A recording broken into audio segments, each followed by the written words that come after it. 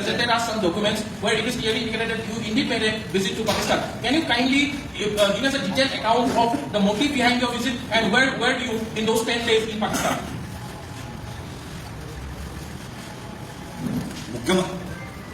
मुख्यमंत्री ने ऐसा कोई बात नहीं कहा। केंद्र सरकार को भी पता है, क्योंकि 2014 में जब मैं सांसद बना तो जो हमारा पासपोर्ट है, जिस पासपोर्ट में हमने बॉर्डर जो क्रॉस किया है उस पे स्टैंप है, पाकिस्तान के होम डिपार्टमेंट का स्टैंप है, वो पासपोर्ट हमने केंद्र सरकार मोदी सरकार को जमा कर दिया और मोदी सरकार से हमने नया डिप्लोमेटिक पासपोर्ट ले लिया। तो मोदी सरकार को 2014 में ही पता है कि फलाना ये सांसद है, ये उनका व्यक्तिगत पासपोर्ट हमारे पास है, इस तारीख को वो उधर गए, इस तारीख को वो इधर आए, ये तो उनके पास वो जानकारी भी है। हमने भी ये बात कहा, तो इसमें कौन सी बात नहीं है। हाँ, जहां पर बात आती है कि हम किस कारण से गए, वो भी मैंने पहले बताया हुआ है, कोई नई बात नहीं है कि मेरी पत्नी 2012 में एक साल वो एक अंतर्राष्ट्रीय प्रोग्राम के अनुसार वो पाकिस्तान में थी। एक साल वो उसने वहां पर एक अंतर्राष्ट्रीय क्लाइमेट चेंज के प्रोग्राम पर काम किया। उसके बाद उसी प्रोग्राम, जिस प्रोग्राम का फंडिंग ब्रिटिश सरकार करता है, जिस प्रोग्राम का फंडिंग नेदरलैंड्स की सरकार करती है, जो प्रोग्राम दुनिया के विभिन्न प्रांतों में चल रहा है, साउथ अमेरिका में चल रहा है, अफ्रीका में चल रहा है, आसिया में चल रहा है, उसी प्रोग्राम के तहत वो एक साल पाकिस्तान में थी। उसके बाद वो भारत में आई और उस प्रोग्राम में काम कर रही थी, तो उसको काम से जाना पड़ा। मैं उनका शौहर, मैं उनका पति, मैं भी उनके साथ गया। वहां जाकर हमने उनका जीवन कैसे था, जीवन कैसे कटाया, कहां वो रहती थी, कैसा उसका जीवन था, कैसे एक व्यक्ति जो विदेशी है आसिया में आके पाकिस्तान जैसे देश में कैसे अकेले रही, उसे सीखा। वो किस बाजार में जाती थी, किस पार्क में टहलती थी, कहां वो खाना खाती थी, कहां वो कपड़े खरीदती थी, वो हमने देखा। যোৱাকালি যি 2.5 ঘণ্টা সংবাদ মেলত মুখ্যমন্ত্ৰীয়ে দেশৰ আৰু ৰাজ্যৰ সাংবাদিকসকলক সম্বোধন কৰি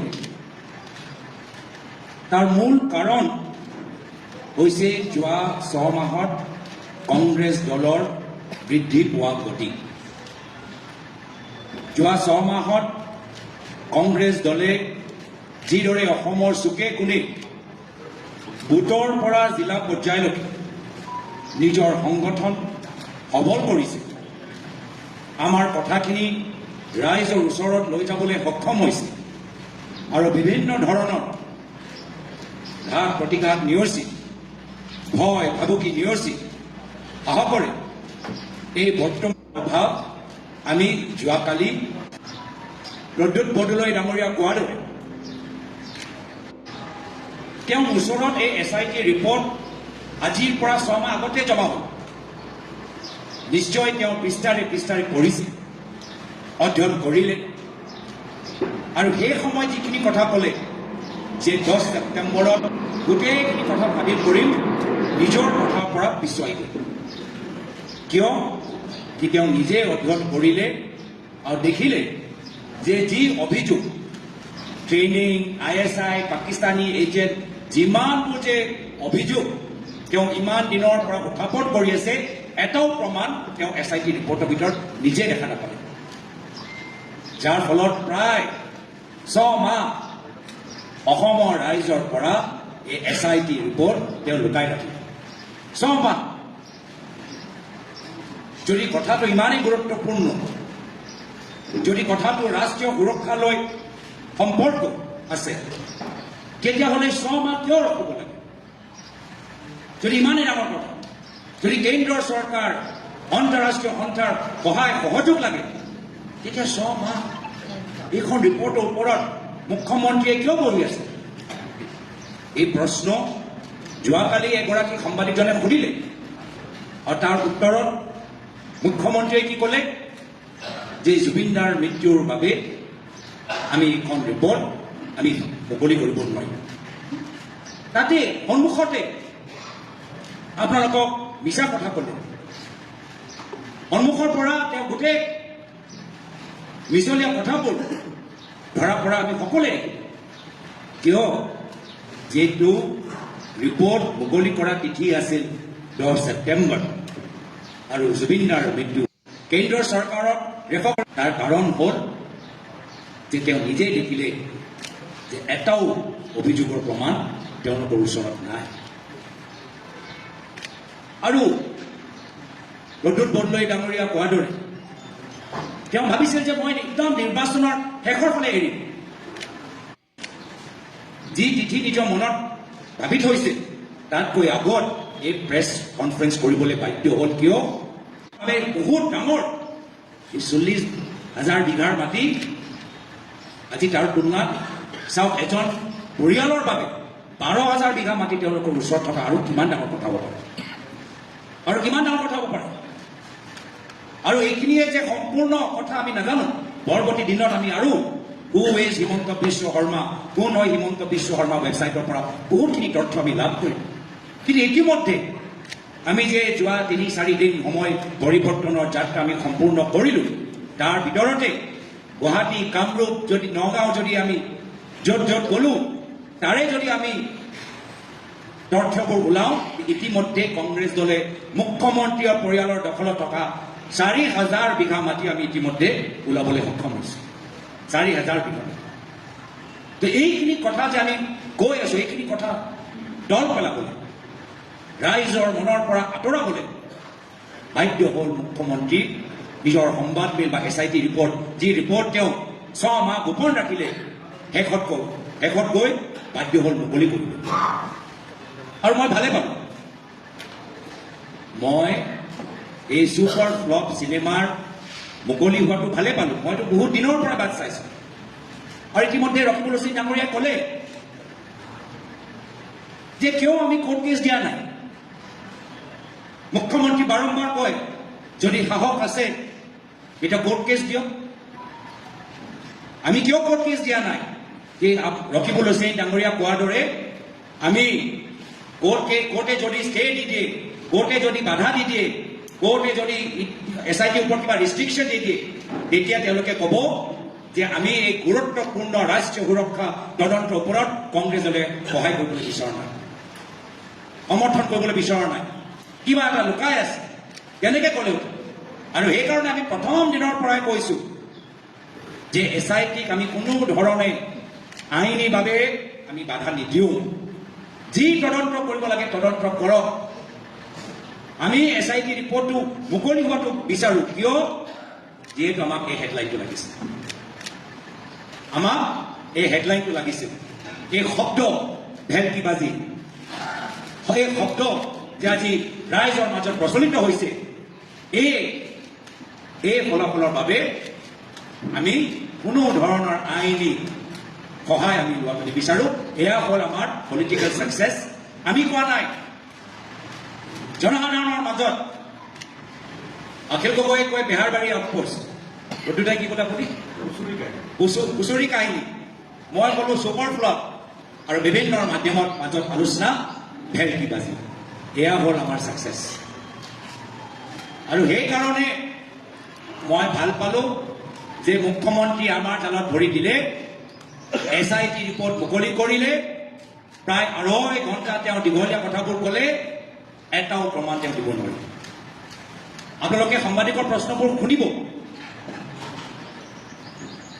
মই ভাল পালোঁ যোৱাকালি যিবোৰ সাংবাদিকসকলে তাত উপস্থিত আছিল, কিছুমানৰ মই প্ৰশ্ন শুনিলোঁ। তেওঁলোকৰ প্ৰশ্নৰ পৰা আমি বুজি পাওঁ যে তেওঁলোকে কনভিন্স হোৱা নাই। ইমান দীঘলীয়া সংবাদমেল পাতি মুখ্যমন্ত্ৰী দিল্লীৰ পৰা মাতি আনি সাংবাদিকসকলকো তেওঁ কনভিন্স কৰিব নোৱাৰিলে। এইকাৰণে এই সংবাদমেলে কি মুকলি কৰিলে?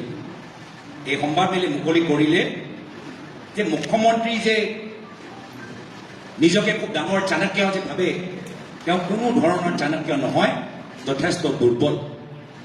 তেওঁ দুৰ্বলতা প্ৰকাশ হ'ল। কেনেধৰণৰ দুৰ্বলতা? তথ্যৰ দুৰ্বলতা। কেতিয়াবা কয় 15 দিনৰ বাবে গ'লোঁ, আকৌ যোৱাকালি ক'লে 10 দিনৰ বাবে। কেতিয়াবা ক'লে যে সাংসদ হিচাপে গ'লোঁ, চৰকাৰৰ অনুমতি নল'লোঁ, এতিয়া যোৱাকালি ক'লে যে সাংসদ হৈ যোৱাৰ আগত গ'লোঁ। কেতিয়াবা ক'লে কোনোৱে গম নাপায়, ভাৰত চৰকাৰ গমেই নাপায়। আৰু নিজে ক'লে যে ভাৰত পাকিস্তান যে সীমা য'ত ভাৰতৰ ফালে আমাৰ চৰকাৰী বিষয়াবোৰ থাকে, আমাৰ বৰ্ডাৰ, আমাৰ কাষ্টমছৰ অফিচাৰবোৰ থাকে, তেওঁলোকক পাছপৰ্ট দেখাই সেই বৰ্ডাৰৰ পৰা মই ক্ৰছ কৰিলোঁ। কোনটো বৰ্ডাৰ? যি বৰ্ডাৰৰ ভিতৰত আমাৰ ভাৰতৰ আমাৰ অফিচাৰবোৰ থাকে। তেওঁ কি দেখালে? তেওঁ নিজৰ সাহসৰ দুৰ্বলতা দেখালে। ইমান তললৈ গ'ল যে মোৰ 5 বছৰীয়া 9 বছৰীয়া ল'ৰা ছোৱালী যি ডিটেইলছ আমি মুকলি কৰিব নোৱাৰোঁ, ৰাজহুৱা কৰিব নোৱাৰোঁ, এইখিনি তেওঁলোকে যোৱাকালি সংবাদ মাধ্যমত মুকলি কৰিলে। মই বাৰম্বাৰ কৈছোঁ আৰু মই মুখ্যমন্ত্ৰীক সকীয়াই দিবলৈ বিচাৰিছোঁ, আপোনাৰো ল'ৰা ছোৱালীৰ কথা আমি জানো আৰু সেইখিনি কথা মই ক'বলৈ বিচৰা নাই। সমগ্ৰ গুৱাহাটীৰ মানুহৰ মাজত আপোনালোকৰ ল'ৰা ছোৱালীৰ কি কেনেকৈ কি হৈছে কি হোৱা নাই সকলোৱে জানে। মোক বাধ্য নকৰাব, মোক বাধ্য নকৰাব। আইনীভাৱে আজি এই JJ জুবিনাইল জাষ্টিছ এক্টৰ যে ছেকশ্যন 74ৰ কথা ৰকিবুল হুছেইন ডাঙৰীয়াই উল্লেখ কৰিলে, তাৰ ওপৰত নিশ্চয় আমি আইনীভাৱে কি কৰিব পাৰোঁ আমি আমাৰ দিল্লী লিগেল চেলৰ লগত আলোচনা কৰোঁ। কিন্তু আমি পুনৰবাৰ অসমৰ জনসাধাৰণে দেখা পালোঁ কি কিয় হিমন্ত বিশ্ব শৰ্মা ডাঙৰীয়া অসমৰ মুখ্যমন্ত্ৰীৰ গাদীৰ ওপৰত বহা এজন উপযুক্ত ব্যক্তি নহয়। তেওঁ যোগ্য নহয় অসমৰ মুখ্যমন্ত্ৰীৰ চকীৰ ওপৰত বহা। যি চকীৰ ওপৰত লোকপ্ৰিয় গোপীনাথ বৰদলৈদেৱ বহিছিল, যি চকীৰ ওপৰত প্ৰয়াত শৰৎ সিংহদেৱ বহিছিল, যি চকীৰ ওপৰত প্ৰয়াত বিমলা প্ৰসাদ চলিহাদেৱ বহিছিল, যি চকীৰ ওপৰত প্ৰয়াত হিতেশ্বৰ শইকীয়াদেৱ বহিছিল, যি চকীৰ ওপৰত প্ৰয়াত তৰুণ গগৈদেৱে বহিছিল, এই চকী অলংকৃত কৰা যোগ্য ব্যক্তি হিমন্ত বিশ্ব শৰ্মা ডাঙৰীয়া নহয়। তেওঁ দেখাই দিলে। আজি বাৰম্বাৰ তেওঁলোকৰ কথা, বাৰম্বাৰ তেওঁলোকৰ ব্যৱহাৰ অসমৰ জনসাধাৰণক লজ্জিত কৰিছে। এটা ওপৰত এটা তেওঁলোকৰ ওপৰত সমগ্ৰ ভাৰতৰ ভিতৰত কেছ দিবলৈ মানুহবোৰ ওলাই আহিছে। কিয়? কি আজি যি ধৰণৰ কথাবোৰ এটা বিশেষ সমাজৰ প্ৰতি তেওঁ ব্যৱহাৰ কৰে, যি ধৰণৰ ছ'চিয়েল ভিডিঅ' তেওঁ নিজৰ টুইটাৰৰ যোগেদি প্ৰচাৰ কৰে, সম্পূৰ্ণভাৱে ইলিগেল, সম্পূৰ্ণভাৱে অপৰাধ, যাৰ ওপৰত সুপ্ৰিম কোৰ্ট, চিফ ছেক্ৰেটাৰী, DGPয়ে নিজে কগনিচেঞ্চ লৈ চুমোটো এটা কেছ কৰিব লাগে। মুখ্যমন্ত্ৰীক মই দ্বিতীয়বাৰ সকীয়াই দিছোঁ যে মোৰ বিৰুদ্ধে ৰাজনৈতিকভাৱে হওক বা নিজৰ গুণ্ডা বাহিনীৰ জৰিয়তে হওক মোৰ ওপৰত যিমান আক্ৰমণ কৰিবলৈ বিচাৰে কৰক, সহ্য কৰাৰ তাকত মোৰ ওচৰত আছে। মই প্ৰয়াত তৰুণ গগৈদেৱৰ পুত্ৰ, লাচিতৰ বংশ, হিমন্ত বিশ্ব শৰ্মাৰ ৰাজনৈতিক অৰাজনৈতিক গুণ্ডা বাহিনীৰ আক্ৰমণ পৰা মই ভয় নকৰোঁ। কিন্তু যদি আমাৰ কংগ্ৰেছ দলৰ কৰ্মীৰ ওপৰত আক্ৰমণ কৰা যায়, যদি আমাৰ অসমৰ ভাৰতীয় নাগৰিকৰ ওপৰত আক্ৰমণ কৰা যায়, যদি আপোনালোকে মানুহৰ মাজত হিংসা সৃষ্টি কৰা এনেকুৱা ধৰণৰ কিছু কথাবোৰ কয়, এনেকুৱা কিছুমান ছ'চিয়েল মিডিয়াৰ যোগেদি ভিডিঅ' আপোনালোকে যদি প্ৰচাৰ কৰে, তেতিয়া শেষৰলৈকে মই আপোনাৰ পিছে পিছে মই থাকিম, মই এৰি নিদিওঁ, মই এৰি নিদিওঁ। এইকাৰণে মোৰ ওপৰত যি কৰিব লাগে কৰক।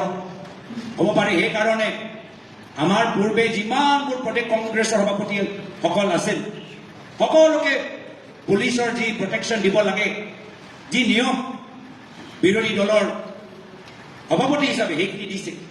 কিন্তু মোৰ ক্ষেত্ৰত যেতিয়াৰ পৰা মই প্ৰদেশ কংগ্ৰেছ সভাপতি হৈছোঁ, সেই যি প্ৰটেকশ্যন মোৰ আগৰ প্ৰাক্তন সভাপতিসকলে পাইছে পুলিচৰ, মই পোৱা নাই। বহুতে কয় গৌৰৱ গগৈ প্ৰদেশ কংগ্ৰেছ সভাপতি সাৱধান হওক, সন্ধিয়া আপোনালোকে ওলাই নাযাব, ৰাতি আপোনালোকে বিচি বিচি নুঘূৰিব, আমি কিবা খবৰ পাইছোঁ, হ'ব পাৰে আপোনালোকৰ লগত পুলিচ নাই, ল'ৰাবোৰ লৈ যাওক। যিসকল আমাৰ শুভচিন্তক, যিসকলে এইখিনি কথা কৈছে, নিশ্চয় কিবা এটা ইংগিত পাইছে দিছপুৰৰ পৰা। নিশ্চয় কিবা বাতৰি তেওঁলোকৰ কাণত পৰিছে আৰু সেইকাৰণে আমাৰ শুভচিন্তক হিচাপে আমাক এইখিনি কথা কৈছে আৰু হ'ব পাৰে এটা পৰিস্থিতি মুখ্যমন্ত্ৰীয়ে অসমৰ ভিতৰত সৃষ্টি কৰিবলৈ চেষ্টা কৰিছে কিন্তু আমি ভয় নকৰোঁ আমি আগবাঢ়ি যাম আমি অসমৰ ৰাইজৰ স্বাৰ্থত আমি আগবাঢ়ি যাম আজি এই সংবাদমেল আমি মুখ্যমন্ত্ৰীক প্ৰতিক্ৰিয়া দিবলৈ দিয়া নাই অসমৰ জনসাধাৰণক সন্মান কৰি তেওঁলোকৰ মাজত যে কোনো ধৰণৰ বিভ্ৰান্তি নহয় এই বিভ্ৰান্তি আঁতৰাবলৈ আমি এই সংবাদমেল পাতিছোঁ সাংবাদিকসকলৰ যে মনত যে প্ৰশ্ন আছে নিশ্চয় সেই প্ৰশ্নৰ উত্তৰ দিয়া আমাৰ কৰ্তব্য তাৰ বাবে আমি আজি এই সংবাদমেলটো পাতিছোঁ এই সংবাদমেল মুখ্যমন্ত্ৰীৰ প্ৰতিক্ৰিয়া নহয় এই সংবাদমেল অসমৰ সংবাদ জগতক সন্মান কৰি অসমৰ জনসাধাৰণক সন্মান কৰি এই সংবাদমেল আমি পাতিছোঁ কিয় কি আমাৰ ৰাজনীতি হিমন্ত বিশ্ব শৰ্মা ডাঙৰীয়াৰ পৰা পৃথক মই ৰাজনীতিত নিজৰ পৰিবাৰৰ নামত ৰিজৰ্ট চেনেল খুলিবলৈ মই সোমোৱা নাই তেওঁ মোৰ পৰিবাৰে নিজৰ চাকৰি কৰি আছে নিজৰ দেশখন এৰি আজি ভাৰতৰ ভিতৰত আজি আমাৰ ঘৰখন চলাই আছে আৰু তেওঁৰ স্বাধীনতা আছে আৰু তেওঁ মোৰ ল'ৰা ছোৱালীক মাতৃ আৰু তেখেতে মোৰ ল'ৰা ছোৱালীক ডাঙৰ কৰিছে এজন ৰাজনীতিবিদ হিচাপে আমি সকলোৱে নিজৰ পৰিয়ালৰ পৰা আঁতৰত থাকোঁ মই নিজে সৰুকালত মোৰ নিজৰ দেউতাক মই দেখাই নাই বেছিভাগ মোৰ দেউতা অসমৰ ৰাইজৰ মাজত আছে কেতিয়াবা প্ৰদেশ কংগ্ৰেছ সভাপতি হিচাপে কেতিয়াবা এগৰাকী সাংসদ হিচাপে মোক ডাঙৰ কৰিলে মোৰ মায়ে আৰু মাৰ বাবে আজি মই ইমান ডাঙৰ আজি মই ক'বলৈ আৰু আপোনালোকৰ সন্মুখত আহিছোঁ একেৰাহে মোৰ পৰিবাৰে মোৰ ল'ৰা ছোৱালীক ডাঙৰ কৰিছে আৰু যি সময়ত মোৰ ল'ৰা ছোৱালী 18 বছৰ নাপায় তেখেতৰ দায়িত্ব তেখেতৰ জীৱনৰ লৈ নিৰ্ণয় মই তেওঁলোকৰ মাতৃৰ ওপৰত এৰি দিছোঁ আৰু যেতিয়া 18 বছৰ তেওঁলোকে অতিক্ৰম কৰিব তেতিয়া তেওঁলোকে স্বাধীন মনেৰে তেওঁলোকে সিদ্ধান্ত ল'ব যি এটা উদ্দেশ্য এতিয়া মই জানো যে হিমন্ত বিশ্ব শৰ্মা ডাঙৰীয়া তেওঁ নিজৰ ভাগিনকি ভাৰতীয় নাগৰিকতা এৰিলে নেকি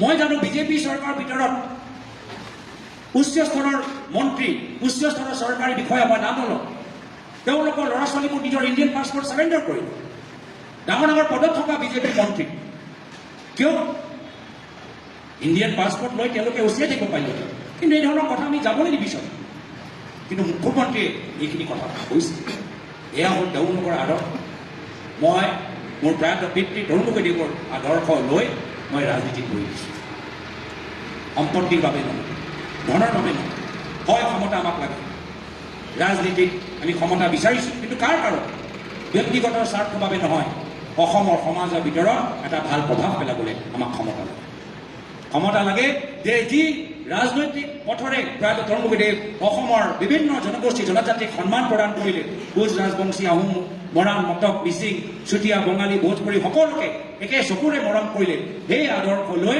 তেখেতৰ অনুপস্থিতিত আমি সেই বাতাবৰণ আমি সৃষ্টি কৰিবলৈ বিচাৰোঁ মই অলপ দিন আগতে তেজপুৰ ইউনিভাৰ্চিটিৰ পৰা আহিলোঁ আৰু মোক মনত পৰে বহুত বছৰ আগতে যেতিয়া তেজপুৰ ইউনিভাৰ্চিটিলৈ মই গৈছিলোঁ এজন ছাত্ৰই মোক সুধিছিলে যে আপুনি ৰাজনীতিত কিয় ভৰি দিলে সাংসদ হোৱা মনৰ কামনা কিয় এই প্ৰশ্নৰ উত্তৰ দিলোঁ মই ৰাজনীতিত ভৰি দিছোঁ এজন সাংসদ হ'বলৈ বিচাৰোঁ তাৰ পিছত 3টা মূল কাৰণ প্ৰথম কাৰণ যে সদনৰ ভিতৰত মই নিজৰ দেশৰ বাবে মই মাত মাতিবলৈ বিচাৰোঁ দ্বিতীয় কাৰণ সদনৰ ভিতৰত মই মোৰ অসমৰ আইৰ বাবে মই মাত মাতিবলৈ বিচাৰোঁ তৃতীয় কাৰণ মই যি সমষ্টিৰ পৰা ৰাইজৰ আশীৰ্বাদ লৈ আহিছোঁ সেই সমষ্টিৰ ৰাইজৰ হৈ মই মাত মাতিবলৈ বিচাৰোঁ আৰু সেইকাৰণে মই ৰাজনীতিত ভৰি দিছোঁ আৰু ৰাজনীতিত ভৰি দিয়াৰ লগে লগে মোৰ এটা কথা সদায় মোৰ ঘৰত মোৰ মায়ে মোক কয় যে তোমাৰ দেউতাই বহুত কষ্ট কৰি অসমৰ জনসাধাৰণৰ মাজত এটা সুনাম সৃষ্টি কৰিছে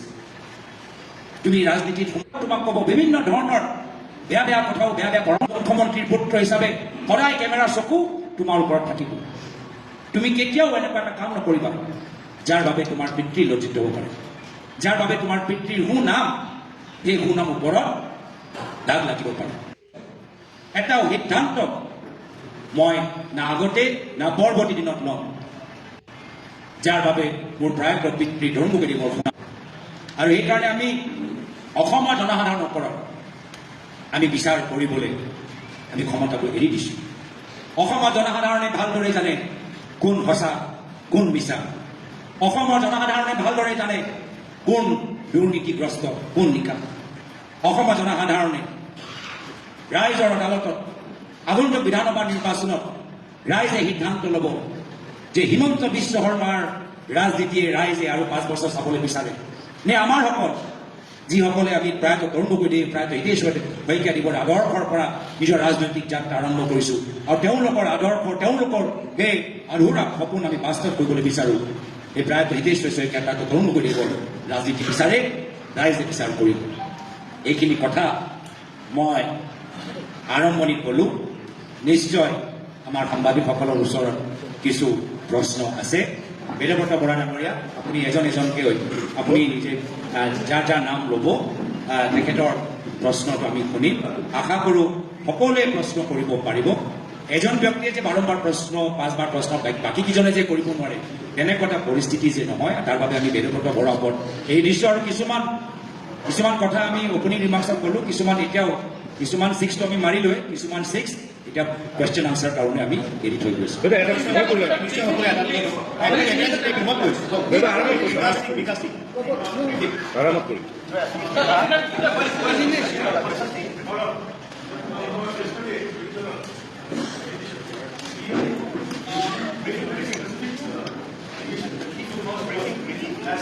In your first term as Chief Minister, as MP, you asked certain questions which were distinctly related to defense and sensitive matters of India. He was basically pointing out how does this concern to an MP from a far-flung state like Assam. So he was just joining the dots like that you are helping someone by asking those questions. मैं इसका जवाब हिंदी में दे देता हूँ। कल मुख्यमंत्री हिमंत बिश्व शर्मा के 2.5 घंटे के संवाद मेल में उन्होंने एक भी ऐसा प्रमाण नहीं दे पाए जो ये साबित कर सकता है कि मैं किसी दूसरे देश का एजेंट हूं। उन्होंने गोल मोल करके बातों को बताया। सबसे पहले ये एसआईटी रिपोर्ट उनके पास 6 महीने पहले ही था और वो पिछले साल लगभग कहते रहे कि 10 सितंबर को वो सारा रिपोर्ट देश के सामने रखेंगे और केंद्र सरकार को वो अपने रिकमेंडेशन भेजेंगे। तो अगर मामला राष्ट्रीय सुरक्षा का है तो हमारा सबसे पहला सवाल ये है कि मुख्यमंत्री पिछले 6 महीने से इस रिपोर्ट पर क्यों चुप थे। सितंबर में ही जब रिपोर्ट उनके पास आ गया था तभी इस रिपोर्ट का पर्दाफाश मीडिया के सामने क्यों नहीं किया, केंद्र सरकार को रिकमेंडेशंस क्यों नहीं दी। इसका वजह सिर्फ ये है कि उन्होंने खुद उस रिपोर्ट को पढ़ा और देखा कि उनके द्वारा गठित एसआईटी ने इतने महीनों के बाद भी कोई एक प्रमाण लाने में, कोई एक सबूत लाने में सफल नहीं हुई। पहले वो कहते थे कि 15 दिन के लिए हम पाकिस्तान गए, कल कहा 10 दिन। पहले तो ऐसे कहते थे कि हाल ही में पाकिस्तान गया और कल पता चला कि ये हाल की बात नहीं कर रहे। आज से लगभग कितना 2013 14 कितना होगा 12 साल पहले की बात कर रहे। पहले कहा कि सांसद होने के नाते आपको तो अनुमति लेना चाहिए था जाने से पहले। अब कहा कि नहीं, सांसद जब नहीं थे तब वो थे। पहले कहा किसी को इत्तला न करके वो पाकिस्तान चले गए। अब कहा कि अटारी वाघा पर जो हमारी जो लैंड बॉर्डर पॉइंट है जहां पर इस तरफ सरकार के अफसर बैठे रहते हैं उनको पूरा सर्टिफिकेट दिखे। उस प्रक्रिया से, कानूनी प्रक्रिया से हम पार हुए। अब आते हैं उनके एक मूल सवाल पर जिसका उजागर आपने कहा। वो कहते हैं कि असम का एमपी देश के सदन में देश की सीमा को लेकर सवाल क्यों उठा रहा है। और मेरा सवाल ये है, क्यों ना उठाए? क्या असम का एमपी क्या देश के बारे में नहीं सोच सकता? क्या असम का एमपी अंतर्राष्ट्रीय मामले पर भारत की क्या विदेश नीति होनी चाहिए, क्या इस पर हमारा विचार नहीं हो सकता? क्या हम असम के एमपी, क्या हम देश के राजनीति के बारे में, देश की सुरक्षा के बारे में हमारे पास कोई जानकारी नहीं, कोई ज्ञान नहीं कि हम सवाल ना पूछे? ये उनकी और उनके बीजेपी के सांसदों की मानसिकता हो सकती है, लेकिन हमारा कर्तव्य है, जो मैंने पहले भी कहा कि आज से बहुत साल पहले जब एक तेजपुर यूनिवर्सिटी के छात्र ने मुझसे पूछा कि आप सांसद क्यों बनना चाहते हैं, तो मैंने कहा कि इस सांसद बनने के पीछे मेरे 3 कारण हैं कि पहले मैं सदन के अंदर अपने देश की आवाज उठाऊंगा, दूसरा मैं अपने असम प्रदेश की आवाज उठाऊंगा, तीसरा जिन लोगों ने मुझे चुना मैं उनकी आवाज उठाऊंगा। और ये भी हो सकता है, मैं चाहूंगा कि वो थोड़ा पढ़ ले कि जो सवाल का जिक्र वो कर रहे हैं वो सवाल दूसरे दलों के सांसदों ने भी उठाया। एनसीपी पार्टी के एक सांसद ने भी वो सवाल उठाया। सिर्फ अकेला कांग्रेस का सांसद नहीं, एक एनसीपी के सांसद ने भी यह सवाल उठाया है, और वो शायद वो एनसीपी का सांसद आज बीजेपी में शामिल हो गया। ये जानना चाहिए। और कुछ मैं उनको जानकारी दे देता हूं कि अगर लोकसभा सेक्रेटेरिएट को ऐसा लगता है कि ये जो सवाल है नाजायज है, ये जो सवाल है इसकी खुलासा हम सदन के अंदर नहीं कर सकते, तो पूरे प्रश्नों को ही रद्द कर देते हैं। লোকসভাত এটা নিয়ম আছে কি যেতিয়া এজন সাংসদে প্ৰশ্ন এডভান্সত দিয়ে, অধিৱেশন আৰম্ভ হৈ যোৱাৰ আগতে যেতিয়া প্ৰশ্নবোৰ আমি এডভান্স নটিচ দিওঁ, লোকসভা ছেক্ৰেটাৰীয়ে অফিচাৰবোৰ চাই কি এই প্ৰশ্নৰ উত্তৰ আমি দিব পাৰোঁ নে নোৱাৰোঁ। আৰু যদি কিবা কাৰণত এই প্ৰশ্নৰ উত্তৰ ৰাজ্যৰ দেশৰ সুৰক্ষাৰ ক্ষেত্ৰত আমাক সন্দেহত পেলাব পাৰে, তেতিয়া লোকসভা ছেক্ৰেটাৰীয়ে নিজে ডিচাইড কৰে কি এইটো প্ৰশ্ন আমি কেনচেল কৰিছোঁ, বিতৰণ কৰিছোঁ। কিয় আজি আপুনি বাতৰিত দেখা পোৱা নাই? প্ৰধানমন্ত্ৰীৰ কাৰ্যালয়ৰ পৰা কি নিৰ্দেশ কৈছে যে কোনো ধৰণৰ প্ৰশ্ন PMKৰ ওপৰত সুধিব নোৱাৰে, কৈছে নে নাই? কৈছে। আৰু সেইকাৰণে যদিহে আমি এই প্ৰশ্ন সুধিছোঁ, যদিহে চৰকাৰৰ পৰা সেই প্ৰশ্নৰ উত্তৰ আহিছে, তাৰ মানে কেন্দ্ৰৰ চৰকাৰ আৰু লোকসভা ছেক্ৰেটাৰীয়ে নিজে সিদ্ধান্ত লৈছে এই যে প্ৰশ্ন শুদ্ধ প্ৰশ্ন, ইয়াৰ উত্তৰ দিব। যদি ইমানে এই প্ৰশ্ন দেশৰ সুৰক্ষা লৈ সম্পৰ্ক আছে, তেতিয়াহ'লে কেন্দ্ৰ চৰকাৰে উত্তৰ কিয় দিলে? तो ये कारण मुख्यमंत्री भावे जो राइजे को न जाने, मुख्यमंत्री समझते हैं कि असम के लोगों को सदन की प्रक्रिया, सदन के नियमों के बारे में कुछ नहीं पता, कि असम के सांसद देश के बारे में सवाल न उठाए, ये उनकी व्यक्तिगत मानसिक सोच है। लेकिन आज हमारे असम के लोग, असम की बात हो या अंतर्राष्ट्रीय बात हो, सब पर अपनी विचार सदन में अंदर रखने का पूरा अधिकार उनका है, और उनके अधिकार का मैं समर्थन करता हूँ। Mr. Gogoi, yesterday the Chief Minister presented us some documents where it is clearly indicated that you indeed made a visit to Pakistan. Can you kindly give us a detailed account of the motive behind your visit, and where do you in those 10 days in Pakistan?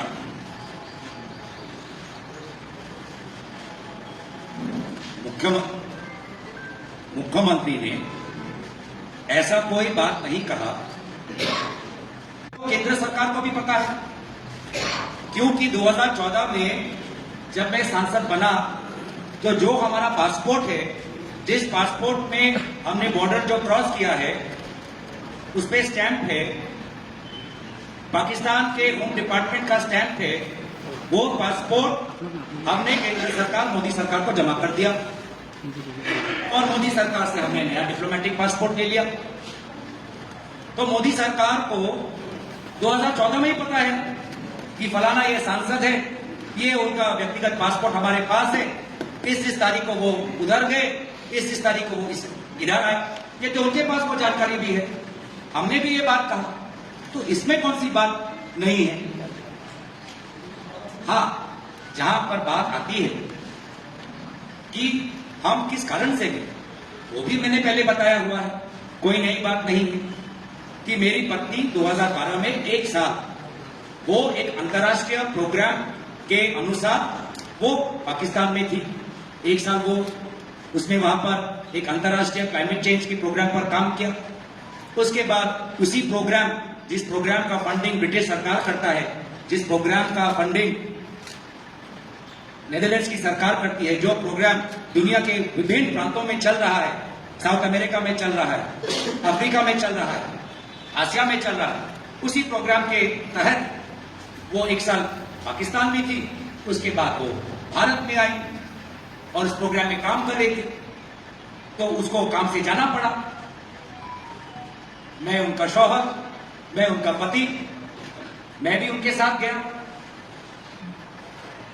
वहां जाकर हमने उनका जीवन कैसे था, जीवन कैसे कटाया, कहां वो रहती थी, कैसा उसका जीवन था, कैसे एक व्यक्ति जो विदेश की है आसिया में आके पाकिस्तान जैसे देश में कैसे अकेले रही, उससे सीखा।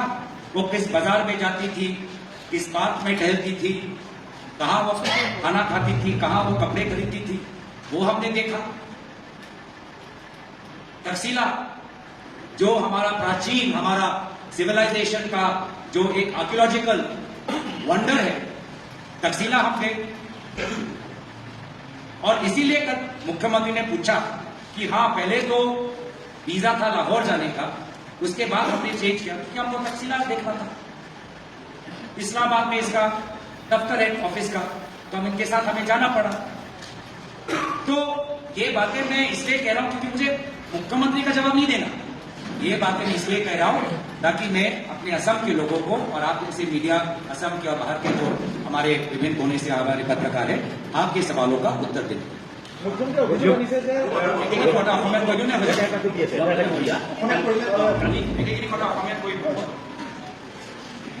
ওচৰত বহুত সময় আছে দেই। এতিয়া 2 ঘণ্টা হয় নে 3 ঘণ্টা হয় আপোনালোকৰ প্ৰশ্ন কৰি আছে। আমিতো নিজৰ 25 মিনিট আমি সামৰিলো। এতিয়া আমাৰ ধৈৰ্য আছে, গোটেই দিন যদি প্ৰশ্ন দিবলৈ বিচাৰে পিছত আমাৰিকো আপত্তি। এতিয়া মই অসমীয়াটো কৈ দিব লাগে গুৰুত্বপূৰ্ণ কথা যে প্ৰশ্ন সদনৰ ভিতৰত আমি কিছু প্ৰশ্ন উত্থাপন কৰিলো যে আমাক সুধিব নালাগিছিল। মুখ্যমন্ত্ৰীয়ে ক'লে যে অসমৰ পৰা এজন সাংসদে দেশৰ সীমাৰ সুৰক্ষালৈ কিয় প্ৰশ্ন কৰিব লাগে, কিয় নকৰো? কি অসমৰ মানুহ কি দেশৰ সীমা সুৰক্ষাৰ বাবে একো নাজানে নেকি? কি অসমৰ মানুহ কি দেশৰ বিদেশ নীতিৰ ওপৰত আমাৰ ৰায় দিব নোৱাৰো নেকি? কি আমি নিজৰ অসমলৈ আমি সীমিত হৈ থাকিম নেকি? আমাৰ ৰাষ্ট্ৰীয় ৰাজনীতি, আন্তঃৰাষ্ট্ৰীয় ৰাজনীতিৰ ওপৰত আমাৰ ৰায় থাকিব নোৱাৰে নেকি? আমাৰ জ্ঞান নাই নেকি? আমাৰ বুদ্ধি নাই নেকি? কিয় নকৰো? নিশ্চয় আমাৰ সুধিম, আমাৰ ৰায় আছে। আৰু লোকসভাৰ ভিতৰত নিয়ম আছে কি যদি প্ৰশ্ন এনেকুৱা এটা চেঞ্চিটিভ প্ৰশ্ন যাৰ উত্তৰ আমি দিব নোৱাৰো, তেওঁলোকে এই প্ৰশ্নটো ৰদ কৰিব পাৰে। আৰু তাৰ উদাহৰণ আপোনালোকে দেখিছে, আজি বাতৰিত ওলাইছে যে প্ৰধানমন্ত্ৰীৰ কাৰ্যালয়ৰ পৰা লোকসভালৈ নিৰ্দেশ দিছে যে প্ৰধানমন্ত্ৰী কেৰ ফালৰ ওপৰত প্ৰশ্ন নকৰিব। কিয় নকৰিব? কিন্তু নিৰ্দেশ গৈছে। আৰু যি প্ৰশ্ন আমি উত্থাপন কৰিছো সেই প্ৰশ্নবোৰ বেলেগ দলৰ সাংসদজনেও উত্থাপন কৰিছে। সেই প্ৰশ্ন লোকসভা ছেক্ৰেটেৰিয়েটে অধ্যয়ন কৰিছে, দেখিছে এইটো প্ৰশ্ন শুদ্ধ, আৰু এই প্ৰশ্ন উত্তৰো কেন্দ্ৰ চৰকাৰে দিলে। তো কেন্দ্ৰ চৰকাৰৰ আপত্তি নাই আৰু মুখ্যমন্ত্ৰী আপত্তি আছে। দ্বিতীয় কথা হ'ল যে আমাৰ মুখ্যমন্ত্ৰীয়ে জানিবলৈ বিচাৰে যে মই পাকিস্তানত গৈ 10 দিন কি কৰিম। মইতো এইখিনি কথা আগতেও কৈছো কি মোৰ পৰিবাৰে প্ৰায় 1 বছৰ পাকিস্তানত কাম কৰিলে। আমাৰ নতুন নতুন বিয়া হ'ল, কামত তেওঁ পাকিস্তান গ'ল। মই তেখেতৰ লগত যাব নোৱাৰো নেকি? মই অকলে যাবলৈ দিম? মই তেখেতৰ লগত গৈছো চাবলৈ, কেনেদৰে আছিলা, ক'ত গৈছিলা, কেনেদৰে থাকিলা। অকলে এজন বাহিৰৰ পৰা, ইউৰোপৰ পৰা অহা, UK পৰা অহা, পাকিস্তান যেনেকুৱা দেশত কেনেদৰে তুমি 1 বছৰ কাটিলা, ময়ো জানিবলৈ বিচাৰো। ক'ত থাকিলা, ক'ত তোমাৰ বজাৰ, ক'ত তোমাৰ পাৰ্ক, ক'ত তুমি দোকানৰ পৰা বস্তুখিনি কিনা। আৰু হয় আমি আগতে লাহোৰলৈ গ'লো, পিছত গৈ মোৰ মন কৰিলে তকচিলা যাবলৈ। তকচিলা আমাৰ ভাৰতীয় চিভিলাইজেশ্যনৰ আমাৰ আটাইতকৈ প্ৰাচীন এটা ঠাই, আৰ্কিঅলজিকেল ঠাই। মোৰ মন কৰিলে তকচিলা যাবলৈ। আৰু নিয়ম অনুসৰি আমি যদি বেলেগ ঠাইলৈ যাবলৈ বিচাৰো, এইটো এটা নিয়ম দেই যে পাকিস্তানৰ পৰা কোনোবা ইয়াত আহিলে বা ইয়াৰ পৰা যদি কোনোবা পাকিস্তানলৈ গ'লে ক'ত ক'ত যাবা তুমি আগতে কৈ দিব লাগে। আমি যেনেকৈ ইয়াৰ পৰা থাইলেণ্ডলৈ যাওঁ, এটা ভিজা হ'লেই হ'ল আৰু গোটেই থাইলেণ্ড ভ্ৰমণ কৰিব পাৰোঁ, এইটো নিয়ম ইয়াত নহয়। কোনোবা পাকিস্তানৰ পৰা ভাৰত আহিলে ক'ব লাগিব কোনখন চহৰলৈ যাবা, চহৰ হিচাপে পাৰ্মিশ্যন ল'ব লাগিব। আৰু একেৰাহে আমি যেতিয়া তালৈ যাওঁ আমি চহৰ হিচাপে ক'ব লাগিব যে কোনটো চহৰত আমি থাকিম প্ৰথম লাহোৰ পিছত মন কৰিলে তাকছিলা ইছলামাবাদত তাই কাম কৰিলে অফিচ তাত আছে গ'লো মই তেখেতৰ লগত বিচাৰিলোঁ অনুমতি গোটেইখিনি তথ্যটো যেতিয়া আমি ঘূৰি আহিলোঁ সাংসদ হ'লোঁ সেই পাছপৰ্টৰ ডিটেইলছটো আমি মোদী চৰকাৰক দি দিলোঁ মোদী চৰকাৰটো নিজে ষ্টেম্পবোৰ চোৱা নাই নেকি যে ক'ত ক'ত গৈছে 2014 গম পাই গ'ল মোদী চৰকাৰটো কোনো আপত্তি নাই মোদী চৰকাৰটো কোনো প্ৰশ্ন নাই আৰু এটা কথা এই যে যোৱাকালি মুখ্যমন্ত্ৰীয়ে যে সুধি আছে ক'ত গ'ল 10 দিন ক'ত গ'ল আমাক জনাব লাগিব আপুনি বুজি পাওক কিমান চিৰিয়াছ SIT-য়ে এবাৰো মোৰ ওচৰত আহি এই প্ৰশ্নটো নুসুধিলে SIT-য়ে মুখ্যমন্ত্ৰীৰ মূল প্ৰশ্ন বিজেপি দলৰ মূল প্ৰশ্ন ক'ত গ'ল এই 10 দিন ক'ত গ'ল SIT-য়ে মোৰ ওচৰত আহি এই প্ৰশ্নটো নুসুধিলে মইতো জবাব দিবলৈ ৰেডি আছিলোঁ এই প্ৰশ্নটো SIT মোৰ ওচৰত আহি নুসুধিলে কিয় ये जो 10 दिन कहाँ गए क्या किया किससे मिले ये एक बार भी मुख्यमंत्री का ऐसा ही हमारे पास आके हमसे वो सवाल क्यों नहीं पूछा क्योंकि आज जो मैंने ये बातें की रिपोर्ट में डालना पड़ेगा फिर तो पूरा इनका जैसे कहा जो सिनेमा है तो सिनेमा का एंटी क्लाइमैक्स नहीं हो जाएगा एक बार जो इमान गुरुत्वपूर्ण प्रश्न SIT-য়ে एके प्रश्नবোৰ মোৰ ওচৰত আহি নুসুধিলে क्यों नुसुधे मैं तो कैसा जो SIT বিচাৰিব নিজে খোজকাঢ়ি তেওঁলোকৰ কাৰ্যালয়লৈ যাম SIT एक बार भी हमारे पास नहीं आया जबकि हम कितने बार बोला कि हम SIT को कोई बाधा नहीं देंगे कोई कानूनी बाधा नहीं देंगे कोई कोर्ट में नहीं जाएंगे संपूर्ण हम सहायता SIT को करेंगे एक बार भी SIT हमसे आके हमको ये नहीं पूछा कि 10 दिन आप वहां पे क्या करें तो मैं নিজৰ পৰিবাৰৰ লগত গ'লো আইনী প্ৰক্ৰিয়া জড়িত গ'লো এতিয়া আমিও সুধিবলৈ বিচাৰোঁ যদি এইটো নিয়ম মুখ্যমন্ত্ৰীও কৈ দিয়ক যে জুবিনদাৰ মৃত্যুৰ পিছত ছিংগাপুৰত কোন কোন আছিল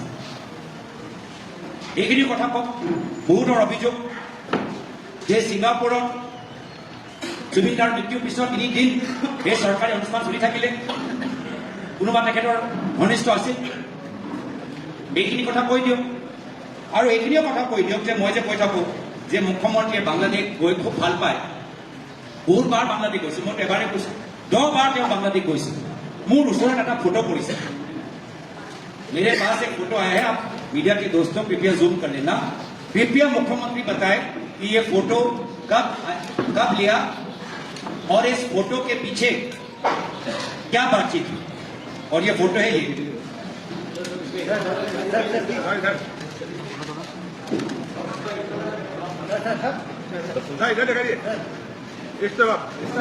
ये फोटो बांग्लादेश का मुख्यमंत्री फोटो एक बहुत बड़े दरगाह के सामने ये फोटो बहुत लाहौर विख्यात दरगाह सम्मुख ये फोटो एजन डाঙर विख्यात मौलाना লগত হিমন্ত বিশ্ব শৰ্মা ডাঙৰীয়া फोटो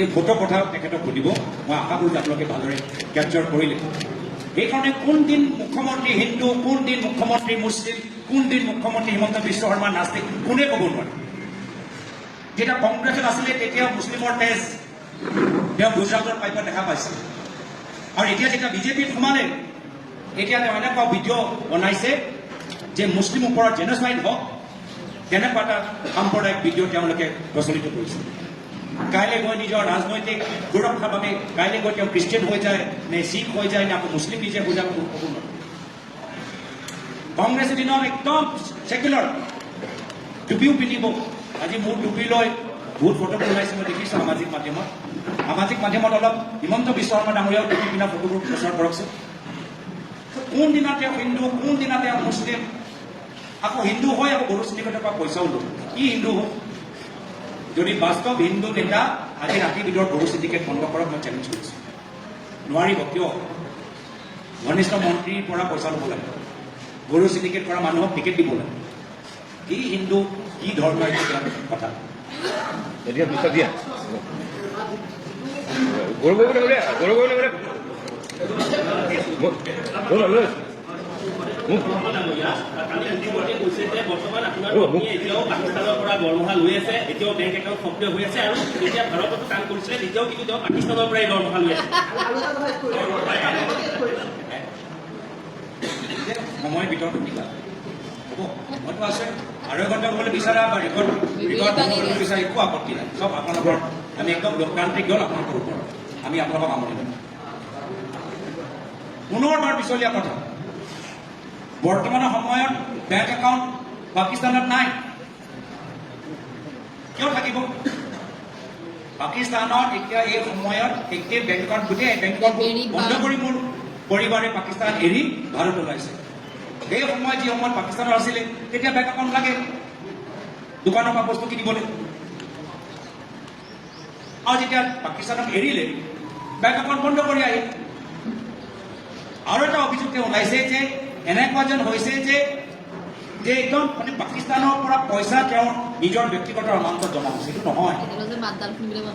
প্ৰথম এই গোটেই প্ৰগ্ৰামটো হ'ল এটা আন্তঃৰাষ্ট্ৰীয় প্ৰগ্ৰাম, যি প্ৰগ্ৰাম আফ্ৰিকা, দক্ষিণ আমেৰিকা আৰু এছিয়া বিভিন্ন দেশৰ ভিতৰত চলি আছে ইনভাইৰমেণ্টৰ ওপৰত। এনেকুৱা ধৰণৰ বহুত হয় আমাৰ স্পৰ্ট কি কয়, বহুত ধৰণৰ এনেকুৱা এনজিঅ'বোৰ থাকে যে শিক্ষা ক্ষেত্ৰত এছিয়ান ডেভেলপমেণ্ট বেংক, ৱৰ্ল্ড বেংকৰ প্ৰজেক্ট আজি অসমৰ ভিতৰত হৈ আছে, এছিয়ান ডেভেলপমেণ্টৰ প্ৰজেক্টবোৰ আজি অসমৰ ভিতৰত কাজিৰঙাত হৈ আছে। তো একেৰাহে এনেকুৱা এটা ইণ্টাৰনেশ্যনেল প্ৰগ্ৰাম যাৰ পইচা কোনো পাকিস্তানৰ পইচা নহয়, আন্তঃৰাষ্ট্ৰীয় সেই চৰকাৰ যি তেওঁলোকৰ ফাণ্ডাৰ তেওঁলোকৰ পইচা, এই পইচাটো ভাৰত পাকিস্তানৰ দুটা এনজিঅ'ৰ মাজত চুক্তি। যি সময়ত মোৰ পৰিবাৰ পাকিস্তানৰ এনজিঅ'ত আছিলে তেতিয়া সেই আন্তঃৰাষ্ট্ৰীয় পইচা তেখেতৰ এই এনজিঅ'ৰ পাকিস্তান এনজিঅ'ৰ পৰা তেখেতৰ একাউণ্টত সোমাইছিল। যেতিয়া তেওঁ ভাৰতৰ এনজিঅ'ৰ এমপ্লয়ী হ'ল, এই পাকিস্তানৰ এনজিঅ'য়ে ভাৰতৰ এনজিঅ' য'ত তেওঁ চাকৰি কৰিছিল তেওঁলোকক ট্ৰান্সফাৰ কৰিলে, আৰু মাত্ৰ এমাহৰ কাৰণে সেই ভাৰতৰ এনজিঅ'ই সেই পইচাটো, আন্তঃৰাষ্ট্ৰীয় পইচাটো তেখেতৰ একাউণ্টত জমা কৰিলে। কিন্তু তেওঁতো এমপ্লয়ী, তেওঁ এটা ভাৰতীয় এনজিঅ'ৰ এমপ্লয়ী। এমাহৰ বাবে এই দুটা যেতিয়া শ্বিফটিংটো হ'ল, পাকিস্তান এনজিঅ' ইণ্ডিয়া এনজিঅ'ৰ মাজত এনেকুৱা হ'ল। আৰু গোটেইখিনিতো আমি আকৌ কওঁ, আমাৰ ইলেকশ্যনৰ সময়ত আমি এফিডেভিটবোৰ নিদিওঁ নেকি? ভাৰত চৰকাৰৰ ওচৰত আমি হাউচৰ এফিডেভিট নিদিওঁ নেকি? বেংক ষ্টেটমেণ্টবোৰ নিদিওঁ নেকি? এইখিনি কথা 2014-15 কথা। এইখিনি বেংক ষ্টেটমেণ্ট কি মোদী চৰকাৰৰ ওচৰত নাই নেকি? পাকিস্তানৰ পৰা কাম পাইছে কি যে মানে যেতিয়া টায়াৰ যেতিয়া পাংচাৰ হৈ গ'ল, একদম হাবাটোত থুচিবলৈ চেষ্টা কৰি আছে মুখ্যমন্ত্ৰীয়ে, কৰি আছে। কিন্তু তথ্যটো থাকিব লাগিব, যুক্তিটো থাকিব লাগিব, বেছটো থাকিব লাগিব, গোটেই কাহিনী লাইভ কথাটো থাকিব লাগিব। নাথাকিলে তেখেতৰ কোৱাৰ দৰে সাংবাদিকে 2-3টা প্ৰশ্ন কৰিলে গোটেই মুখ্যমন্ত্ৰী চেহেৰাটো কলা হৈ গ'ল। একদম মই যেতিয়া প্ৰথম 2-3টা প্ৰশ্ন যেতিয়া শুনিলোঁ তেতিয়াই গম পালোঁ যে সাংবাদিকসকলো কনভিন্স হোৱা নাই। মুখ্যমন্ত্ৰীৰ কথাবোৰ, তেওঁৰ চেহেৰাবোৰ চাই গম পাব যে তেওঁ অলপ সংঘাত হৈছে, ভাল পোৱা নাই। ইমান কষ্ট কৰি PPT দুজন সাংবাদিকৰ লগত আগতীয়াকৈ আলোচনা কৰি গোটেইখিনি কৰিলে তথাপিও যে প্ৰভাৱ নেপেলালে। তাৰপিছত কি হ'ল, হেডলাইনটো কি হ'ল গেলকি পাছ। আমাৰ চেহেৰাবোৰ চাইছে, অলপ কামো গাইছে, কিন্তু হাঁহি মুখেৰে আপোনালোকৰ প্ৰশ্ন উত্তৰ দি আছে। গৌৰৱ গগৈ ডাঙৰীয়া, মুখ্যমন্ত্ৰীয়ে যিকেইটা অভিযোগ আনিছিল তাৰ ভিতৰত আটাইতকৈ গুৰুত্বপূৰ্ণ অভিযোগটো হ'ল এনেকুৱা যে আপোনাৰ পৰিয়ালে IP গোপন ৰিপৰ্ট তেওঁ পাকিস্তানত যোগাৰ কৰিছিল বা ফকীৰ চেফক যোগান ধৰিছিল। লগতে আপুনি যেতিয়া লাহোৰৰ পৰা কৰাচী বা ইছলামাবাদ গৈছিল তেতিয়া পাকিস্তানৰ ইণ্টেৰিয়ৰ মিনিষ্ট্ৰীৰ তেওঁলোকৰ নিমন্ত্ৰণ ক্ৰমে গৈছিল তেনেকুৱা, আৰু ভিছা ৰিজিম শিথিল কৰা হৈছিল, আৰু লগতে FCR উলংঘ কৰা হৈছিল। এই কেইটামান অভিযোগ মুখ্যমন্ত্ৰীয়ে দাঙি ধৰিছিল। কি ক'ব এই বিষয়ে? প্ৰথমটো হ'ল, আজি মিডিয়া বাতৰিত এটা এই SIT ৰিপৰ্টৰ এটা পৃষ্ঠা বাতিল হৈছে, য'ত কোৱা হৈছে যে মোৰ পৰিবাৰে নিজৰ কামৰ ক্ষেত্ৰত এটা গোপন IB ৰিপৰ্ট ইমেইল যোগেদি, অফিচৰ ইমেইল যোগেদি পঠাইছে। আপোনালোকে চাব এই ৰিপৰ্টটো, তাৰ ৰিপৰ্টৰ উল্লেখ সাংবাদিকসকলে সংবাদ জগতত নিজে প্ৰচলিত।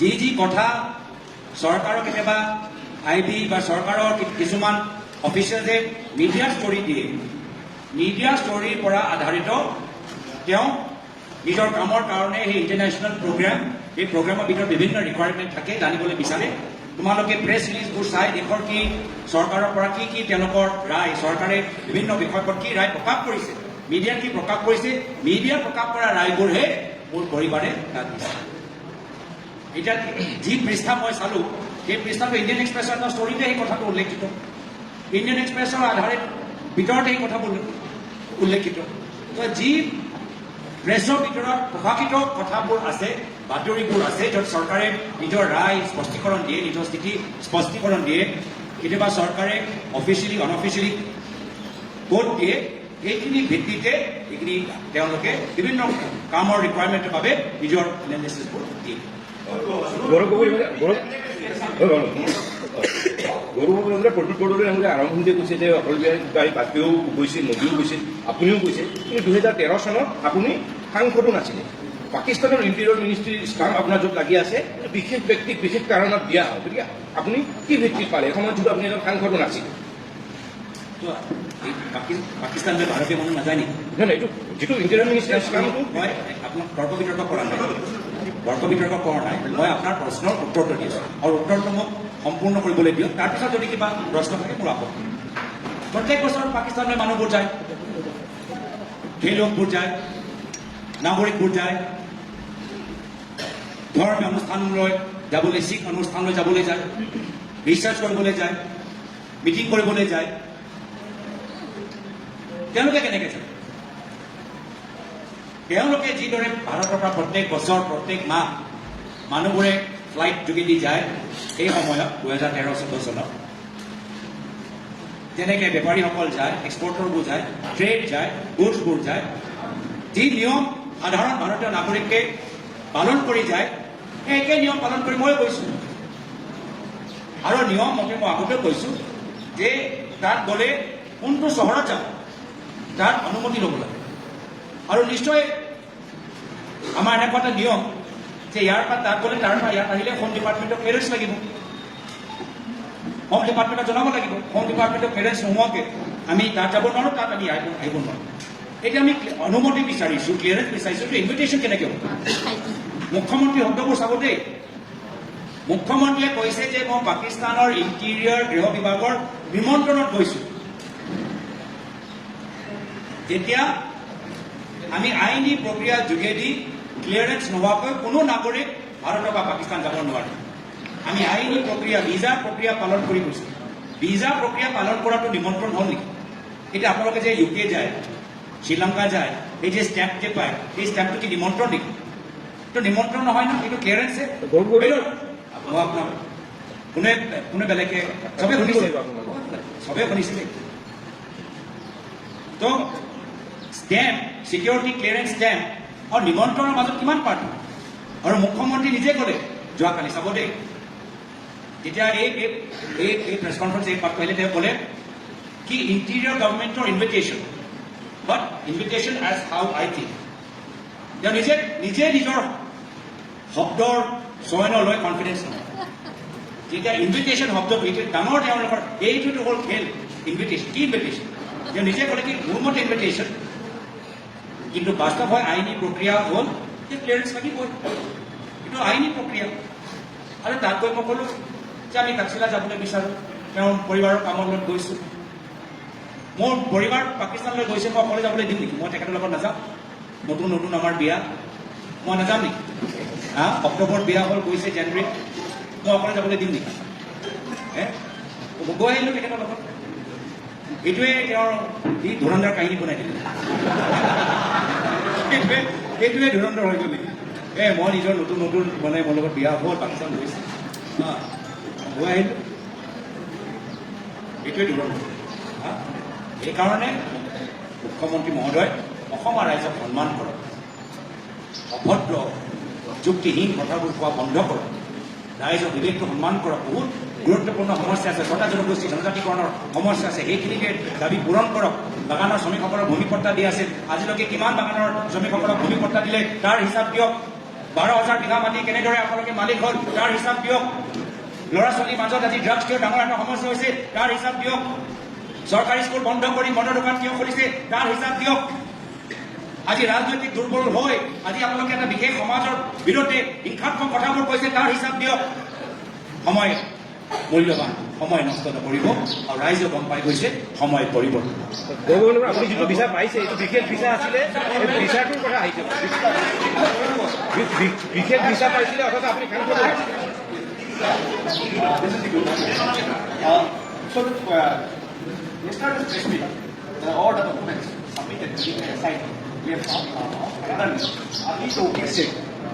Have you ever been somewhere, whether it's India or Pakistan, Ali Tawqir Sheikh, or do you think that during this period, your friend they stay in Pakistan, or your wife that I think she is working for Lead India or Lead Pakistan, she gives certain documents, do you think that she shared any kind of sensitive information related to Indian internet security or international? Or one more point he mentioned, that she has mentioned in her report, low risk, low visibility. What do you say?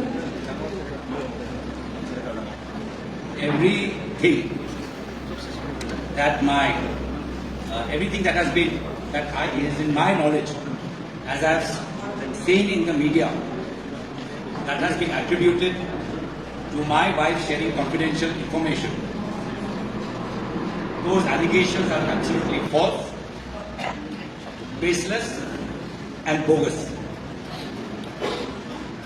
Reports that were attributed to my wife as shared in media only reveal information that has already been circulated in press, and that was the domain of my wife's work, which is to read into public information, to read into articles cited in the media, to present those views which have been cited in the media, those articles which have been cited in the media, to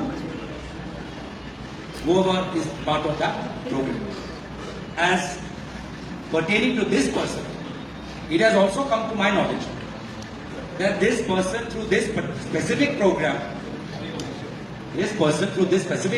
CDKL, has worked in Gujarat when Narendra Modi ji was the Chief Minister. Now I also want to know, has the SIT interviewed those people in the government of Shri Narendra Modi ji when he was Chief Minister as to where they have met him or not met him? What has come in media information that the British High Commission also has met with this person. So has the SIT met them also? And all these questions that you're asking, can you imagine? The SIT has never once approached me and asked me these questions. Such important questions that Chief Minister was raising, his own constituted SIT did not deem it important to come to me and ask me those questions. I would have happily answered these questions.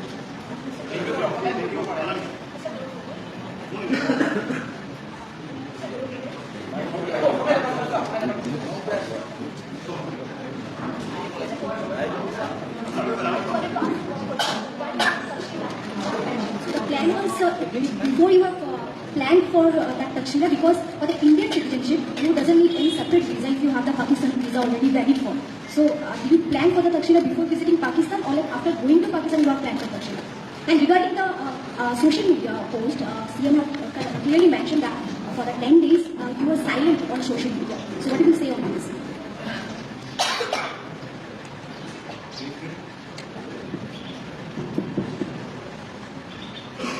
See, as to silent, not silent, I don't know what Chief Minister is talking about silence, not silence, I don't know.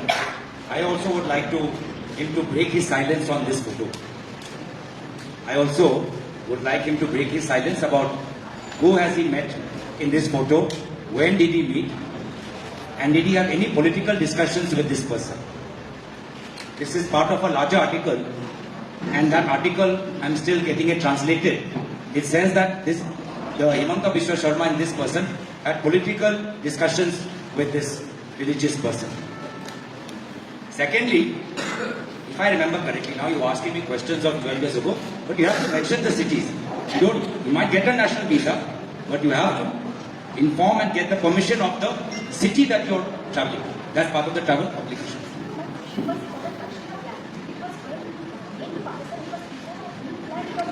No, after. I just said, no, after. I have gone only because I have married my wife 3 months before. She's going to Pakistan. I felt it is my duty as a husband to accompany her. But it is also being said that you amended the visa when you were in Pakistan, which is regularly not possible for any Indian citizen to get a visa amended when you were in Pakistan. What is visa amendment? Did you understand? What is visa amendment? That your permission to visit Islamabad and Karachi was approved when you were already in Pakistan, which is basically I have already explained that when you apply for permission, you mention the city that you will be traveling to. Once you are there, if you want to add more destinations, the agreement between both countries is such that you can add those cities within those time period that you are there, but you have to get that clearance. Without clearance, no Pakistani can come and go anywhere. In that time, 2013-14, the regime was such. No Indian can go on one visa and roam around the country, and no Pakistani can come and roam around the country. You have to go, mention the city. If you are there, during the time you are allowed to stay there. If you want to travel, you have to apply for permission.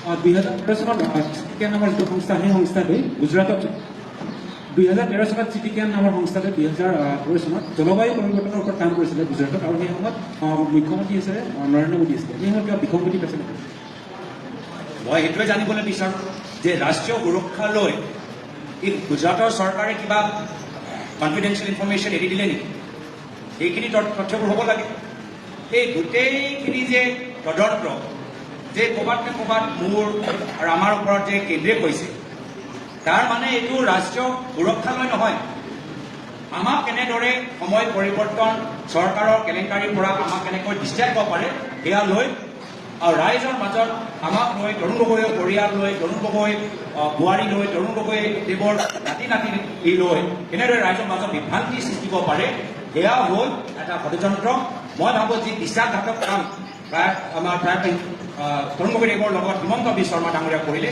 সেই যাত্ৰাটো আজিও অব্যাহত আছে পাকিস্তানৰ দূতাবাসলৈ আপুনি কিছু শিক্ষাৰ্থী লৈ গৈছে সেই বিষয়ক লৈ প্ৰশ্ন উত্থাপিত হৈছে যে ইমান এটা দোকানত আছে পাকিস্তানৰ দূতাবাসত কিয় শিক্ষাৰ্থীসকলক লগীয়া হৈছিল সেই বিষয়ক লৈ এই পাকিস্তানৰ লগত আমি আমাৰ বিভিন্ন সেই সময়ত বিভিন্ন embassy Australia Singapore UK America বিভিন্ন এম্বেচি লৈ আমি এটা অনুষ্ঠান যোগেদি কলেজত পঢ়ি থকা ছাত্ৰ ছাত্ৰীসকল যিসকল UPSC এক্সপিৰিয়েণ্ট যিসকল বিদেশ নীতিৰ ওপৰত জানিবলৈ বিচাৰে আমি সেই ব্যৱস্থাটো কৰি দিছোঁ এই সময়ত যি সময়ত যেতিয়া প্ৰধানমন্ত্ৰী নৰেন্দ্ৰ মোদী ডাঙৰীয়া এই সময়ত প্ৰধানমন্ত্ৰী নৱাজ শ্বৰীফ 2014 চনত নিজৰ শপত গ্ৰহণত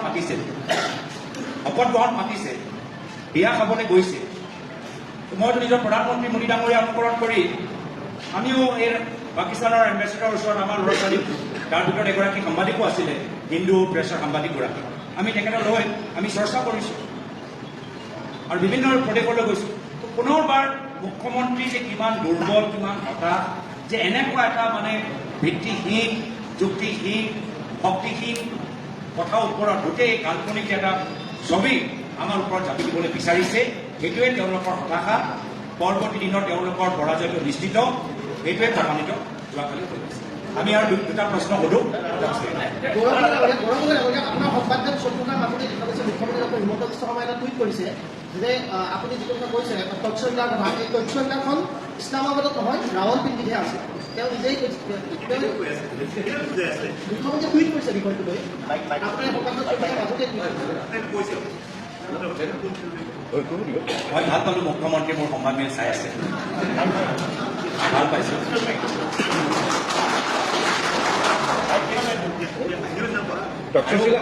তক্ষশিলা আমাৰ ইণ্ডাছ চিভিলাইজেশ্যন আমাৰ ভাৰতীয় চিভিলাইজেশ্যনৰ আমাৰ যে তাৰ পৰা আমাৰ ভাৰতীয় চিভিলাইজেশ্যন গোটেই পৃথিৱীত আটাইতকৈ পুৰণি চিভিলাইজেশ্যন সেই আৰ্কিঅলজিকেল ছাইট লৈ গৈছোঁ সেয়ালৈ তেখেতৰ আপত্তি হৈছে নে মই কি কওঁ লাহোৰ আৰু ইছলামাবাদ দেখালে তাৰপিছত ৰাৱলপিণ্ডিত তক্ষশিলা ৰাৱলপিণ্ডিত আছে আপুনি আৰু এখন চহৰলৈ গ'ল আপুনি লাহোৰ আৰু তাত তক্ষশিলাত আমাৰ চাণক্যও তাত আছিলে ৰাৱলপিণ্ডিত আছে আৰু এখন চহৰলৈ গ'ল মানে মই সেইটোৱে কৈছোঁ ইছলামাবাদ পৰা কিমান দূৰ চাই লওক ইছলামাবাদ পৰা কিমান দূৰ চাই লওক সেইটো মই চাই লওক আপোনালোকে চাই লওক, সেইটো আমি গৈ এনেকৈ ঘূৰি আহিছোঁ, চাই লওক।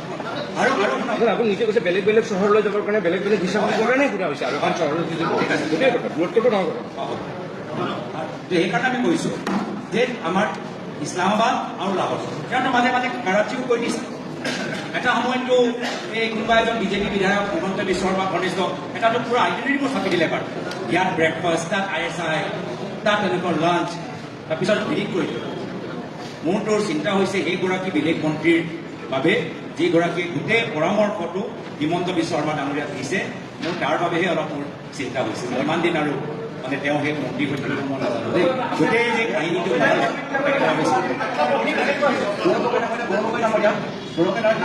মুখ্যমন্ত্ৰী এটা ইউনিট দিছিলে যে ক'ৰবাত আপুনি ব্লেকমেইলৰ সন্মুখীন হৈছিল, ব্লেকমেইলৰ সন্মুখীন হৈ পাকিস্তানত গৈছিল, 10 দিন পাকিস্তানত আছিল আৰু সেই সময়ত আপোনাৰ কিছুমান গ্ৰুপত কিছুমান কাম কৰিব লগা হৈছিল আৰু সেই গোটেই বিষয়টোত ক'ৰবাত ব্লেকমেইলিং জড়িত আছে আৰু হয়তো পাকিস্তানে আপোনাৰ সেই সকলোবোৰ গোপন বৈঠক ৰেকৰ্ডিং কৰি ৰাখিছে। আপুনি অসমৰ মুখ্যমন্ত্ৰী হ'লে, দেশৰ প্ৰধানমন্ত্ৰী হ'লে আপোনাৰ পৰৱৰ্তীত ব্লেকমেইলিং কৰি পাকিস্তানতে কাম কৰে। ভাল ধুৰন্ধৰ চিনেমা প্ৰমাণ দিব পাৰিলে, অভিযোগটো আমিও দিব পাৰোঁ, প্ৰমাণ কি দিলে, এই যে চাই কি প্ৰমাণ দিলে, সেইটো ভাল তেওঁ ধুৰন্ধৰ বনাইছে, হয়তো অভিযোগ প্ৰমাণটো কি দিলে সেইটোৱে কৈছে। আপোনাক ঠিকেই ক'লে, প্ৰয়াত তৰুণদেৱৰ গোটেই পৰিয়ালৰ ইমেজ তেওঁ ৰাইজৰ মাজত সন্দেহত পেলাব বিচাৰিছে, কিন্তু অসমৰ জনসাধাৰণৰ মৰম, প্ৰয়াত তৰুণদেৱৰ প্ৰতি শ্ৰদ্ধা আমাৰ বাবে আমাৰ সুৰক্ষা কৱচ। এই মুখ্যমন্ত্ৰীয়ে যিমান চেষ্টা কৰি আছে 1% আমাক ক্ষতি কৰিব নোৱাৰে। প্ৰয়াত তৰুণদেৱৰ পুত্ৰ লাচিত বৰ্মনৰ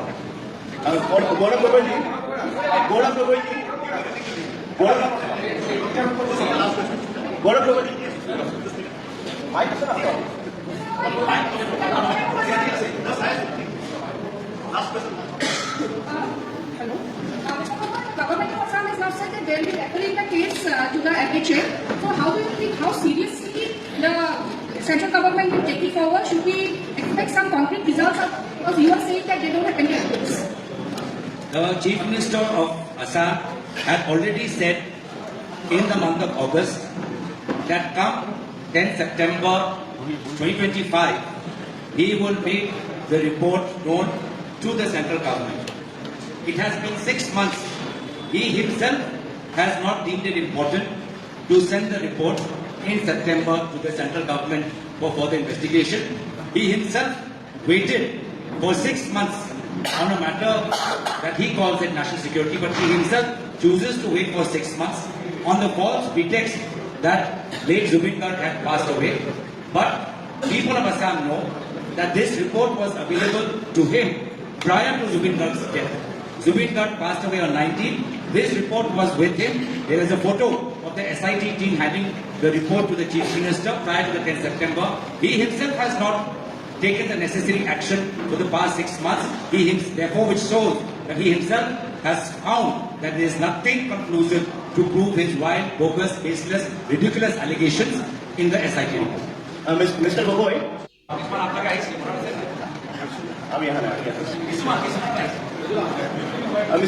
Gogoi, my question is that since you were married in 2013 and you went with your wife to Pakistan, so that she doesn't face any problem, so that she doesn't feel newlywed. She goes with Mr. Ali Tokir. What do you have to say?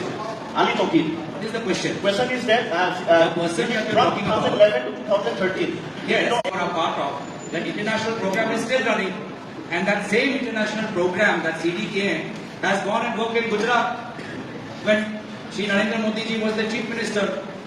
Now, can we then say that the Gujarat government was in cahoots with this said Pakistani individual and was taking action detrimental to national security?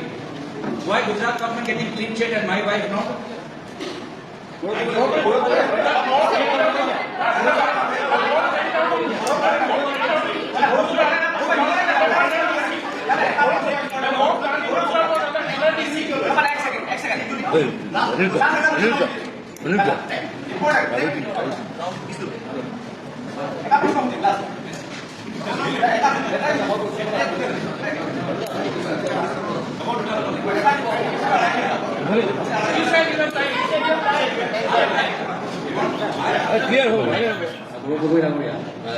আপোনাৰ ধৰ্মক লৈ পেলাই পাছপৰ্টত আপোনাৰ পুত্ৰ বৰ্তমান ধৰ্মক লৈ পাছপৰ্টত এটা প্ৰশ্ন উত্থাপন হৈছে আপুনি জনাব নেকি যে আপোনাৰ বৰ্তমান পুত্ৰৰ ধৰ্ম কি উল্লেখ কৰা আছে এই কথাটো উত্থাপন কৰিছে আপুনি মিডিয়া হিচাপে আপুনি কিন্তু সন্দেহত পেলাব বিচাৰিছে যে মোৰ নিজৰ মাইনাৰ চিলড্ৰেনৰ মই তেওঁৰ ব্যক্তিগত কথাবোৰ মুকলি কৰিম প্ৰশ্ন সোধাটো আইনী বিৰুদ্ধে আৰু তেওঁ যি কাম কৰিছে আইন বিৰুদ্ধে মাইনাৰ চিলড্ৰেন 9 বছৰীয়া 5 বছৰীয়া মাইনাৰ চিলড্ৰেনৰ প্ৰাইভেট ইনফৰমেশ্যন তেওঁৰ কিমান কেছ হ'বলৈ কৈছে মই নাজানো এটাতো হেড স্পীড দিলে তাৰপিছত সেই ভিডিঅ'টো তাৰ ওপৰত উঠি তেওঁ নিজে ডিলিট কৰিবলৈ বাধ্য এইটোৱে প্ৰমাণ যে তেওঁ অসমৰ বাহিৰৰ কোনো প্ৰদেশৰ মুখ্যমন্ত্ৰীৰ চকীৰ ওপৰত বহা যোগ্য নহয় যে নিজে বাৰম্বাৰ দিনে দিনে অপৰাধ কৰে যে নিজে বাৰম্বাৰ আইনৰ উলংঘ কৰে তেওঁ ৰাইজক কি শিকাব আৰু তেওঁ খালি এটাই কথা শিকাইছে যে কেনেদৰে নিজৰ পৰিবাৰৰ নামত মাটি সম্পত্তি ল'ব পাৰে এতিয়া তেওঁকহে চাই তেওঁলোকৰ ঘনিষ্ঠ মন্ত্ৰী বিধায়ক সেই এইখিনি কাম কৰিছে সকলোৱে নিজৰ পৰিবাৰৰ নামত ক'ৰবাত গৰু কিনিছে ক'ৰবাত মাটি লৈছে ক'ৰবাত মহিলা সমিতি মাটি দখল কৰিছে এই গোটেই মডেলটো পৰিবাৰক ইউজ কৰি এই গোটেই মডেলটোহে হিমন্ত বিশ্ব শৰ্মা ডাঙৰীয়া গোটেই দেশক অসমৰ বিজেপি নেতাৰ মাজত প্ৰস্তুত কৰে গৌৰৱ ডাঙৰীয়া মুখ্যমন্ত্ৰীৰ প্ৰায়খিনি অভিযোগৰ আপুনি উত্তৰ দিছে আৰু মুখ্যমন্ত্ৰীৰ প্ৰায়খিনি অভিযোগ আপুনি উত্তৰ দিছে আৰু কথাটো হচ্ছে আপুনি এই কথাটো উল্লেখ কৰিছে সমাজ মুখ্যমন্ত্ৰীয়ে লেট কৰিছে সেই কথাখিনি হয় 10 ছেপ্টেম্বৰ তাৰপিছত তাৰিখ আপুনি উল্লেখ কৰিছে তেতিয়া কথাখিনি হ'ল যিখিনি অভিযোগ আহিছে সেই অভিযোগখিনি লেট হোৱাৰ বাবে তাৰ গ্ৰহণযোগ্যতা নাথাকিব নেকি বা গ্ৰহণযোগ্যতা থাকিব বুলি আপুনি ভাবে নাই ৰাষ্ট্ৰীয় সুৰক্ষাৰ লগত সম্পৰ্ক থকা এদিনো পলম আমি সহ্য নকৰোঁ কিন্তু তেওঁতো 6 মাহ সহ্য কৰিলে তেওঁ ৰাষ্ট্ৰীয় সুৰক্ষা লৈ তেওঁ কিমান চিন্তিত সেইটো তেওঁ 6 মাহৰ পলম এইটোৱে প্ৰমাণ কৰি দিলে তেওঁ নিজে প্ৰমাণ কৰি দিলে যে ৰাষ্ট্ৰীয় সুৰক্ষা তেওঁৰ বাবে গুৰুত্বপূৰ্ণ বিষয় নহয় নিৰ্বাচনী কিবা এটা ফুলজাৰিহে আমাৰ বাবে আমি ৰাষ্ট্ৰীয় সুৰক্ষা লৈ আমাৰ বাবে কোনো ফুলজাৰি নহয় কিন্তু একো পাতল বিষয় নহয় যে আমি এনেদৰে হ'ব পাৰোঁ তেখেতৰ বাবে হ'ব পাৰোঁ যাৰ বাবে তেওঁ 6 মাহ